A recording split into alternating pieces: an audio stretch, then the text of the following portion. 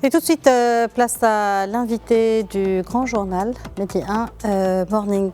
Alors que les nouvelles autorités syriennes tentent de consolider leur pouvoir, certains bastions échappent toujours à leur contrôle.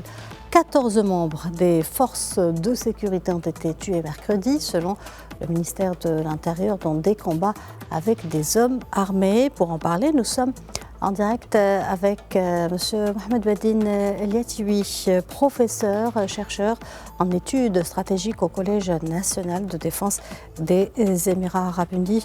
Monsieur Mohamed Badine El-Yatiwi, bonjour et merci d'avoir accepté notre invitation. Bonjour et merci pour cette invitation. C'est un plaisir d'être avec vous. Alors, les forces de sécurité syriennes ont lancé ce jeudi une opération dans l'ouest du pays contre des milices pro-Assad. L'opération intervient dans un contexte tendu où plusieurs villes ont connu des manifestations de la minorité alawite pro-Assad.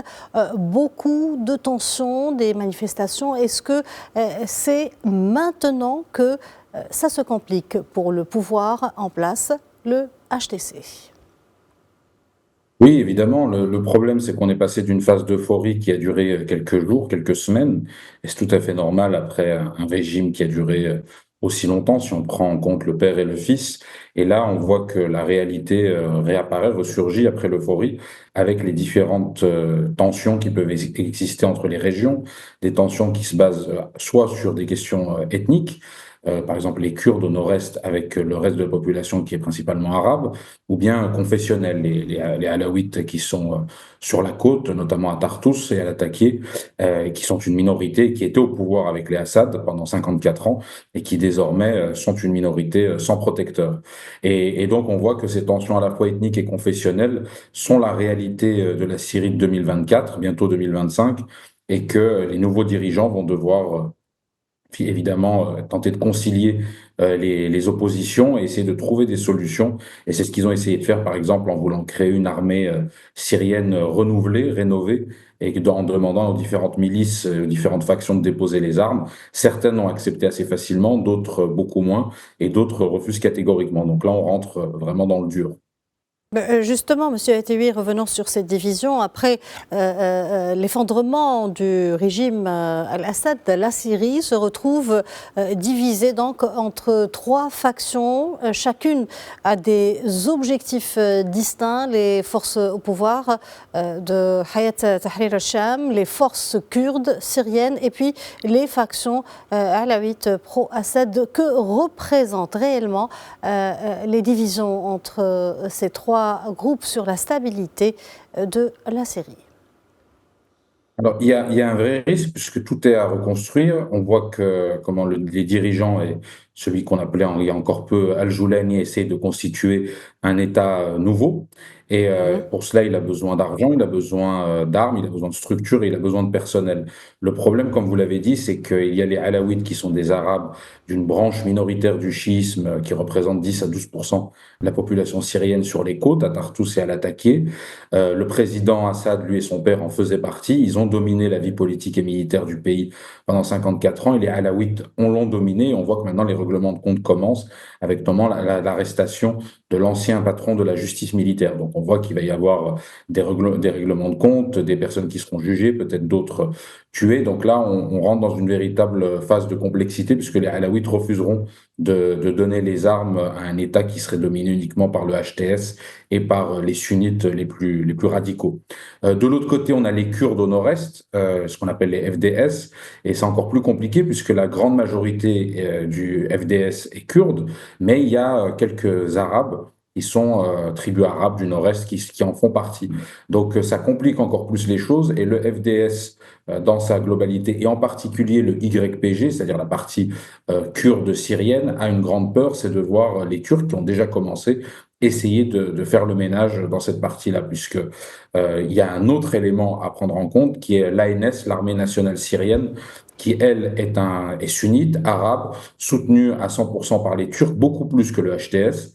Et l'ANS est en train de combattre actuellement les FDS dans le nord-est, puisque les Turcs veulent empêcher à tout prix une zone autonome kurde et veulent aussi obliger les Kurdes du YPG à rendre les armes à Damas. Mhm. Mhm. Pour le moment, Euh, elle- oui, oui, toutes les allez-y. négociations qui existent mettent en place ces différents mécanismes, et les Kurdes en sont exclus pour le moment. Donc c'est ce qui complexifie encore plus la tâche d'Al-Joulani, qui a accepté que les Kurdes soient mis de côté pour le moment du fait de la spécificité et de la dangerosité pour eux des relations avec la Mhm. Turquie. Les Alaouites, piliers de l'ancien régime syrien, se replient sur leur bastion côtier. Les Kurdes tentent de préserver leur autonomie dans le nord-est du pays et dans les zones sunnites. Le nouveau pouvoir sous la direction du groupe HTC, il renforce son emprise. Peut-on dire que la chute de Bachar al-Assad a finalement accéléré ces différentes divisions communautaires, territoriales et confessionnelles? Alors, ces divisions ont toujours existé dans l'histoire de la Syrie. Le seul élément, c'est que quand il y avait un parti unique, le parti Baas et l'État dominé par les Assad, personne n'avait le droit à la parole. Donc on avait une minorité qui représentait 10%, les Alaouites, qui contrôlait l'ensemble de l'appareil d'État. Ils donnaient quelques postes à quelques sunnites, quelques postes à quelques chrétiens ou à quelques druzes pour essayer de calmer les choses, mais c'est eux qui contrôlaient, qui dominaient vraiment la situation. Là, on est face à la réalité de la Syrie telle qu'elle est, après 14 ans de guerre quasiment civile, des implications régionales, et puis on voit aussi qu'un certain nombre d'acteurs régionaux ne vont pas se gêner pour tirer les ficelles. On pense à la Mhm. Turquie, l'Iran très vite va essayer de revenir dans le jeu. On voit que les Libanais, avec le leader Druze Jumblat, étaient à Damas aussi, puisqu'il y a des Druzes dans le sud de la Syrie. Donc on voit que tous ces éléments-là vont complexifier les choses, et reste à voir aussi ce qui va se passer avec Donald Trump, une fois qu'il sera revenu, puisque les États-Unis, historiquement, ont toujours soutenu les FDS et en particulier le YPG kurde. Donc ça pourrait aussi créer des tensions entre deux alliés de l'OTAN que sont Mhm. les États-Unis et la Turquie. Donc on voit que tout ça est compliqué et que pour créer un État syrien moderne et adapté aux exigences nouvelles, le mode de gouvernance que va choisir le nouveau gouvernement va être très intéressant à suivre. S'il centralise trop, comme les Assad, ça risque d'être un problème et risque d'être accusé d'autoritarisme. Et si on va vers le fédéralisme, ça posera beaucoup de questions, notamment en ce qui concerne les ressources, puisque l'essentiel du pétrole syrien est dans la zone kurde, au nord-est.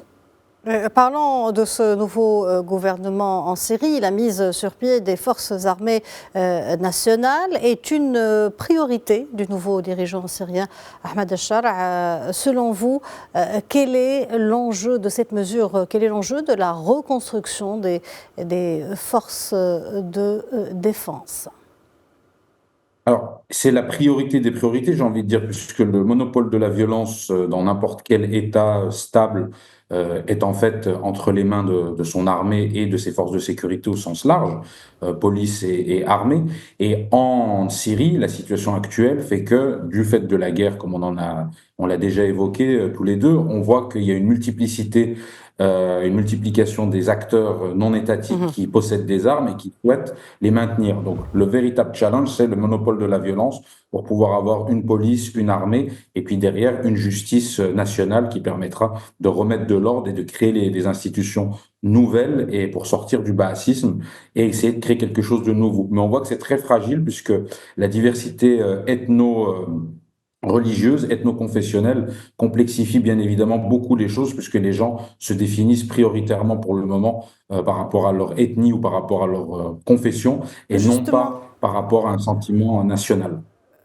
Justement, la nouvelle coalition à Damas a appelé à la dissolution des groupes armés. Certaines minorités restent sur leur garde vis-à-vis du gouvernement HTC. Parmi elles, les brigades druzes que vous venez d'évoquer, installées dans le sud de la Syrie. Comment expliquer ce refus? Alors, les brigades druzes, si vous voulez, elles sont face à plusieurs pressions. Il y a la pression de Damas et donc du nouveau gouvernement qui leur demande de rendre leurs armes pour s'intégrer à une future armée nationale. Et de l'autre côté, il ne faut pas oublier que les Druzes vivent principalement au sud de la Syrie, dans des zones, notamment dans la zone du Golan.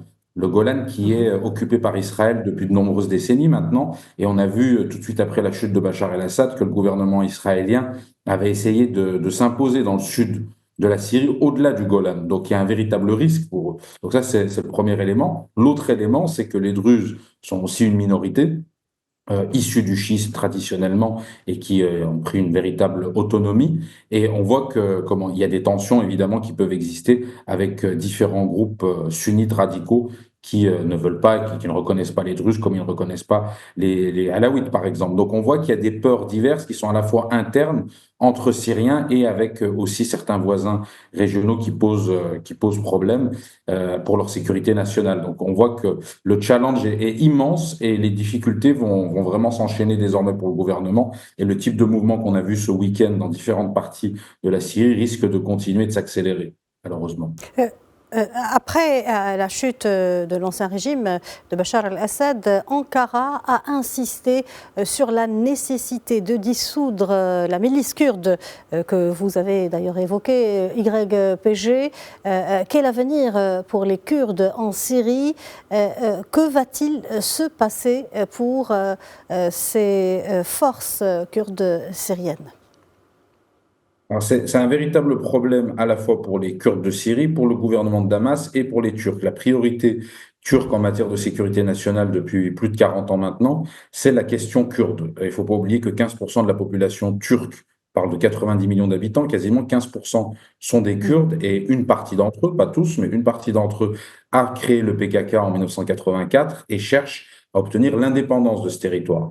Et donc, il a peur chez les Turcs chez le gouvernement turc à Ankara, c'est que les Kurdes syriens du YPG cherchent à faire exactement la même chose dans le nord de la Syrie et que ça sert en fait de base arrière pour mettre la pression sur la Turquie afin de créer cet État sur le territoire turc, qui est une chose inacceptable pour le gouvernement d'Ankara. Donc pour anticiper tout cela, et comme ils l'ont fait en Irak il y a quelques années où il y a aussi des Kurdes, il y en a aussi en Iran, mais c'est une autre question, mais comme ils l'avaient fait en Irak, ils cherchent soit à s'appuyer sur certains Kurdes qui leur seraient favorables, comme ils l'ont fait en Irak avec la famille Barzani, soit à les combattre de façon radicale, comme l'a dit Hakan Fidan, le ministre des Affaires étrangères turc cette semaine quand il était à Damas. Il assimile le YPG et le PYD, qui est la branche politique. PYD, c'est la branche politique, et YPG, c'est la branche militaire. Mais pour lui, il les appelle le PKK. Donc pour lui, il n'y a aucune différence. Donc c'est ce qui justifie le fait que les Turcs, avec l'armée nationale syrienne, qui est un groupe différent de celui qu'on appelle le HTC ou le HTS, sont en train d'intervenir dans la zone kurde syrienne pour essayer de faire le ménage, comme on dit, et essayer d'éliminer ces gens-là. Donc il leur demande de déposer des armes, et bien pire que ça, il leur demande de quitter le nord de la Syrie, c'est-à-dire leur village et leur terre initiale pour aller à Damas ou aller ailleurs en Syrie sans armes, ce qui est évidemment inacceptable pour les Kurdes et du YPG qui ont combattu grâce au soutien américain pendant toutes ces années le groupe Daesh. Donc on voit que c'est une situation très complexe avec tout plein d'acteurs qui s'entremêlent et qui d'un côté peuvent s'allier, de l'autre côté peuvent s'opposer en fonction des questions et des dossiers. Monsieur Mohamed Badine Liatiwi, je vous remercie pour ce précieux éclairage. Merci pour toutes ces précisions. Je rappelle que vous êtes professeur, chercheur en études stratégiques au Collège national de défense des Émirats arabes unis. Merci et bonne journée.